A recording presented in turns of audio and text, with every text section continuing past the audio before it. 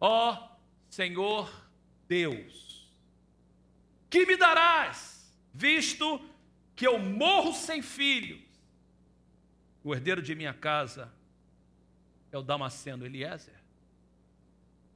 Quando eu ouço e leio o verso 2, eu vejo uma exclamação de um homem sem esperança, de um homem atribulado, de um homem que permitiu que as circunstâncias pudessem falar alto no seu coração. E ele diz: Senhor, eu estou morrendo, e a promessa ainda não aconteceu na minha vida. Eu morro, verso 2, sem filhos. E quem é o herdeiro da minha casa? Ele é um Damasceno chamado Eliezer. Por mais que ele me sirva bem como servo, ele não passa de servo. Ele não é o meu filho. Abraão tinha razão para estar preocupado. Abraão tinha razão para estar proclamando dessa forma. Porque com 75 anos de idade, e a sua esposa com 65 anos de idade, eles receberam uma promessa. Deus apareceu para ele de uma forma poderosa e disse: Abraão, Sara, sai da tua casa, da tua parentela, deixa todas as coisas, vai para uma terra que eu vou te mandar, eu vou te abençoar.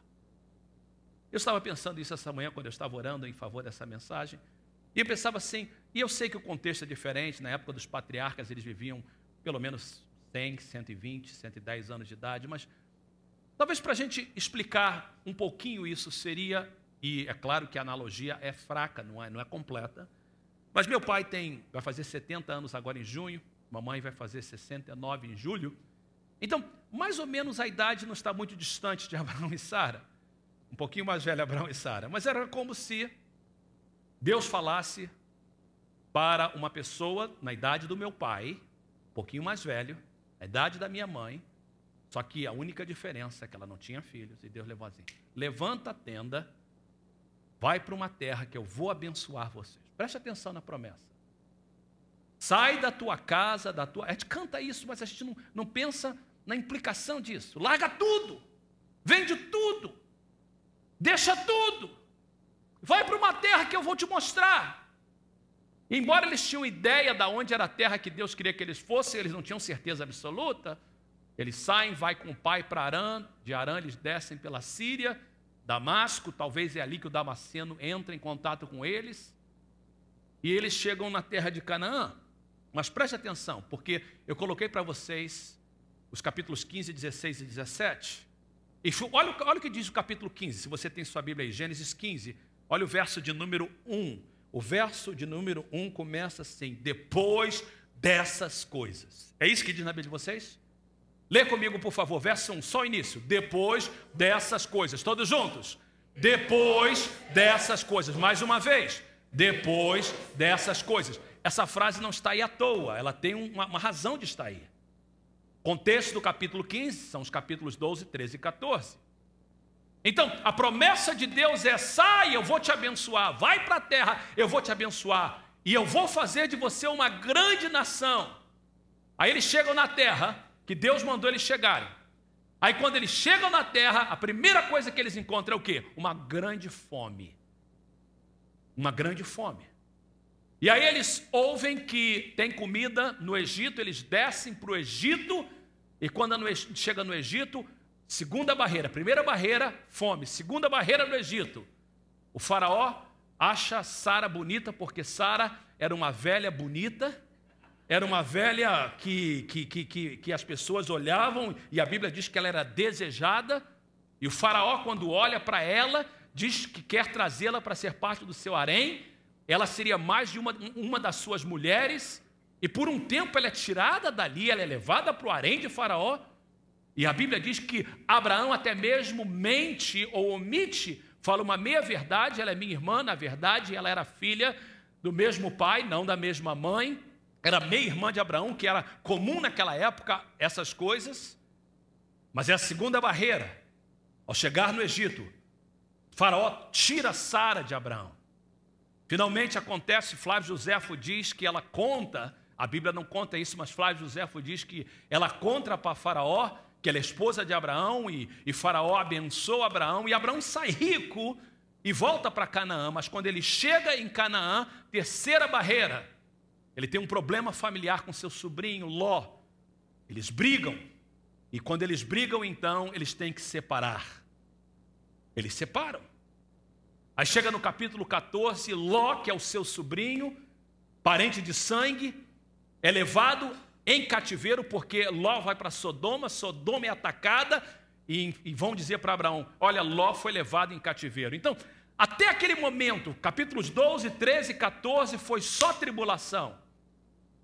Deus não tinha falado, Deus não tinha mandado, Deus não tinha dito para eles irem para lá, que eles seriam uma bênção, e até agora só barreira, só tribulação.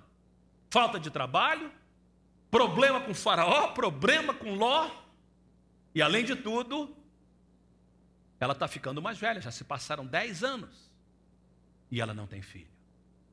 E aí, ele exclama, dizendo, ó Senhor, eu estou morrendo, o tempo está passando e a promessa não aconteceu na minha vida.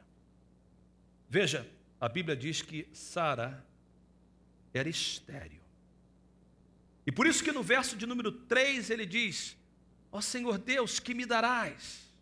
Verso 2, porque eu morro, eu não tenho filhos. Na época, preste atenção agora para pensarmos em Sara.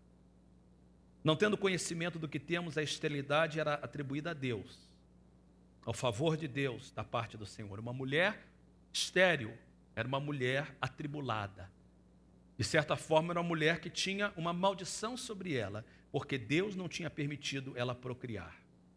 Numa sociedade como aquela, ser estéril era terminar a linhagem de um homem, era negar a posteridade e prosperidade contínua.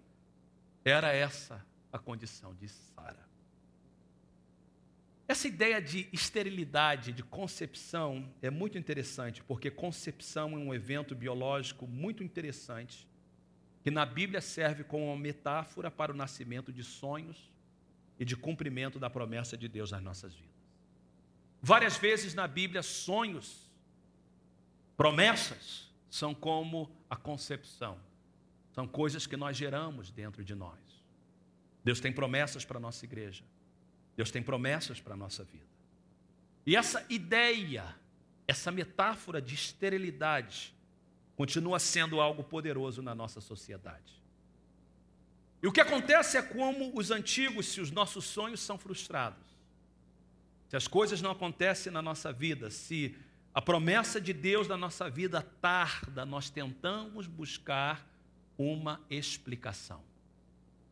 Todas as pessoas que estão sentadas aqui nessa manhã têm alguma área na sua vida de uma promessa que ainda não aconteceu.